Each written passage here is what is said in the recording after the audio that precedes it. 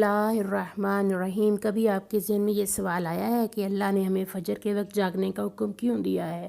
کیا فجر کا وقت صرف عنقریب پڑھنے کا وقت ہوتا ہے؟ کیا اس وقت کے پیچھے ایک راز پوشیدہ ہے؟ وہ راز کیا ہے؟ اس راز کو جاننے کے لیے ضروری ہے کہ ہم پہلے نماز کے بارے میں جانیں، جو ہم پر دن میں 5 مرتبہ فرض کی گئی ہے، اور یہ 5 نمازیں کس طرح فرض ہوئیں۔ اس کے پیچھے بھی ایک شاندار وجہ ہے، جس کا مظاہرہ سفر معراج میں اس وقت ہوا جب محمد صلی اللہ علیہ وسلم اللہ سے ملاقات کے لیے وقت کے انتہائی مختصر حصے میں 7واں آسمان سے بھی آگے تشریف لے گئے تھے۔ اس رات اللہ تعالیٰ نے ایک خاص پس منظر میں اپنے حبیب صلی اللہ علیہ وسلم کو آسمان پر بلایا اور اپنے خصوصی انعامات سے نوازا۔ اس مبارک سفر میں اللہ تعالیٰ نے اپنے قرب خاص سے نوازا، انبیاء کرام سے ملاقاتیں کروائیں، جنت و جہنم کا مشاہدہ کروایا گیا، اور نیکیوں کے اجر و ثواب اور بروں کے انجام و عذاب کا نظارہ کروایا۔ اس عظیم سفر میں بہت سے انعامات سے نوازا گیا، جن میں خاص انعام امت کے لیے نماز کا تحفہ بھی ہے، اور قیامت تک کے لیے انسانوں کو اپنے معبود اور خالق سے قریب تر کرنے کا عظیم تحفہ اور عبادت نماز اسی سفر میں عطا کی گئی۔ معراج کی رات جب آپ صلی اللہ علیہ وسلم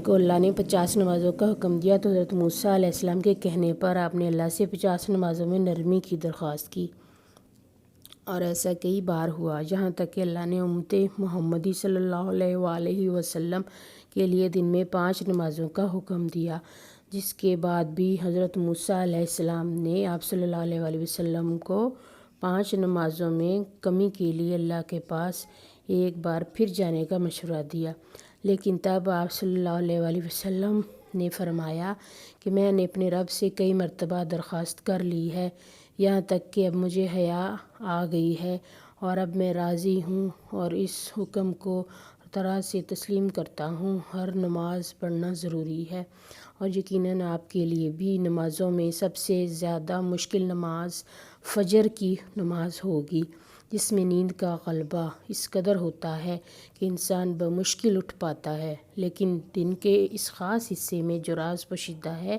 اسے جب آپ جانو گے تو یقین کریں کہ آپ فجر کی نماز کبھی چھوڑنا نہیں چاہیں گے۔ یہاں نماز فجر کے کچھ فضائل سماعت فرمائیں۔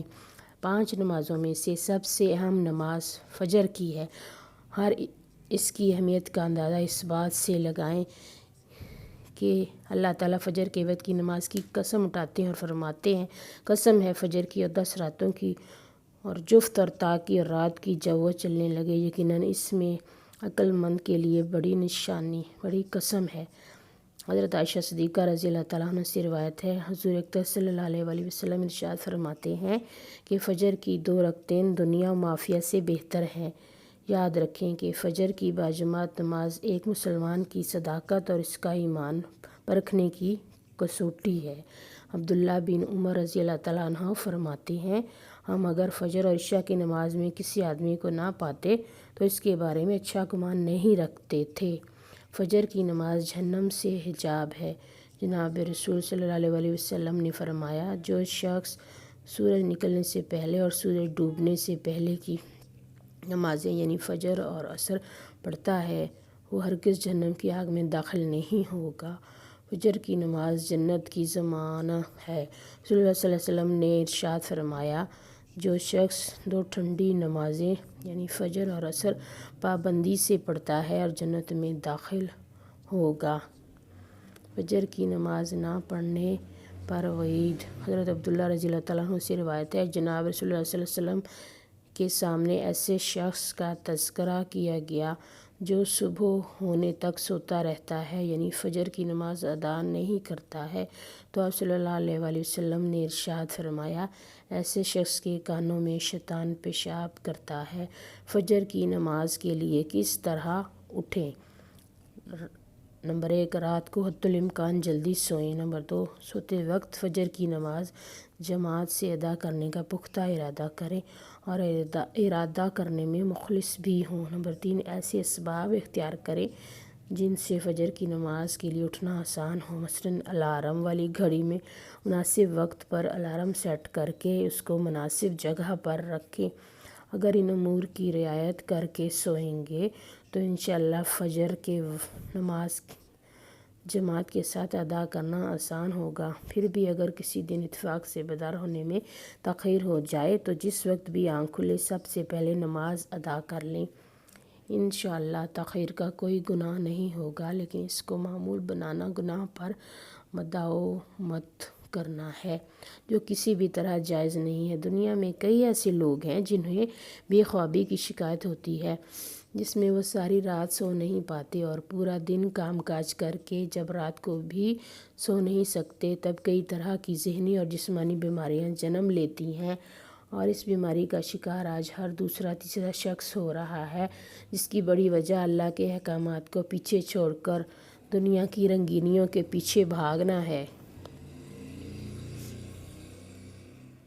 ساری رات جاگنے کے بعد فجر کے وقت کچھ دیر نیند آ جاتی ہے، لیکن وہ نیند جسم کو پرسکون نہیں رکھتی، جس کی وجہ سے اکثر لوگ جاگتے اور ہر قسم کی دوائیوں کے استعمال کے باوجود جب سو نہیں پاتے تو وہ اللہ سے یہ سوال ضرور کرتے ہوں گے کہ اے اللہ مجھے نیند کیوں نہیں آتی، آخر کیا وجہ ہے؟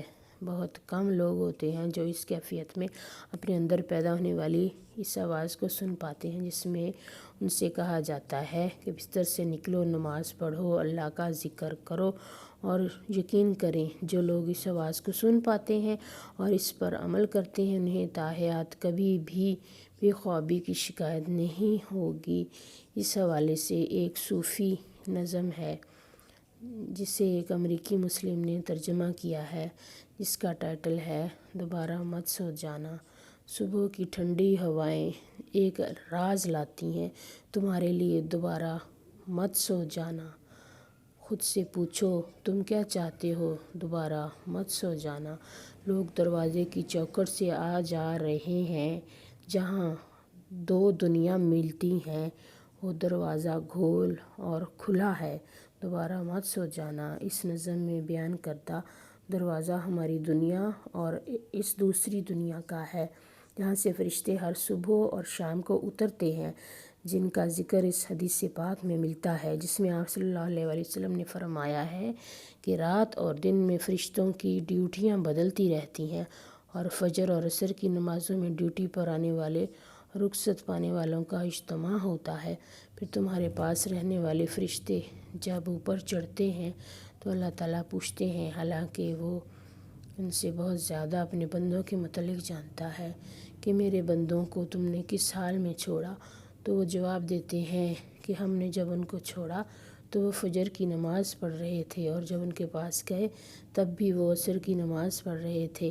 فجر اور عصر کی نمازوں کے اوقات میں سونے سے منع کرنے کے پیچھے بھی ایک بڑی وجہ ہے، اور وہ یہ ہے کہ سائنس کہتی ہے کہ صبح سورج طلوع ہوتے وقت اور شام کو غروب ہونے سے پہلے سونا نہیں چاہیے، کیونکہ صبح کے وقت زمین پر آکسیجن وافر مقدار میں فراہم ہوتی ہے، جس وقت ماحول تر و تازہ ہوتا ہے، اور یہ آکسیجن آپ کو دن بھر فٹ رکھنے کے لیے انتہائی ضروری ہوتی ہے۔ تو جو اس وقت سو جاتا ہے تو وہ اس تازہ آکسیجن سے محروم رہ جاتے ہیں، اور عصر کے وقت زمین پر آکسیجن کے وقت کمی ہو جاتی ہے، تو اگر کوئی سو جاتا ہے تو اس کو آکسیجن کی فراہمی کم ہوتی ہے، جس کی وجہ سے جب وہ جاگتا ہے تو اس کے سر میں درد اور طبیعت بوجھل ہو جاتی ہے، اور یہ بڑی وجہ ہے کہ دین اسلام میں ان دونوں اوقات میں سونے سے دین اسلام میں منع فرمایا گیا ہے۔ نماز فجر کے بارے میں ایسے بے شمار فضائل اور بھی ہیں جن کو ہم نہیں جان سکتے، اگر انسان ان کو جان لیں تو کبھی کوتاہی نہ کریں۔ رسول اللہ صلی اللہ علیہ وسلم کا فرمان ہے، اگر وہ لوگ عشاء اور فجر کی فضیلت کے بارے میں جان لیں تو وہ ضرور نمازوں میں حاضر ہوں گے، چاہے ان کو خود کو گھسیٹتے ہوئے ہی آنا پڑے۔ اب آپ خود اندازہ کیجئے، ایک طرف ان دونوں نمازوں کی کتنی فضیلت و اہمیت ہے، اور دوسری طرف ان کی ادائیگی میں کتنی سستی اور لاپرواہی برتی جاتی ہے۔ اللہ تعالیٰ ہم سب کو 5 وقت نماز ادا کرنے کی توفیق عطا فرمائے، آمین یا رحمت للعالمین۔ آپ کو ویڈیو اچھی لگی ہو تو چینل کو سبسکرائب کیجیے اور دوستوں کے ساتھ شیئر کیجیے، اسے صدقہ جاریہ سمجھیے۔ Thank you for watching.